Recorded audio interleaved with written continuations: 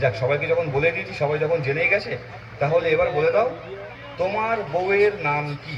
আমার বউয়ের নাম জেনে তোমার দরকার কি? আমার কোনো দরকার নেই, সবাই অনুষ্ঠান দেখছিস, তোমার বউয়ের নাম শুনলে তাদেরও ভালো লাগবে। তাই আমার বউয়ের নাম ক্যাটরিনা কাইফ। বাহ! যাক, সত্য মিথ্যে বিচার করবো না, অনেক সময় বেড়ে যাবে।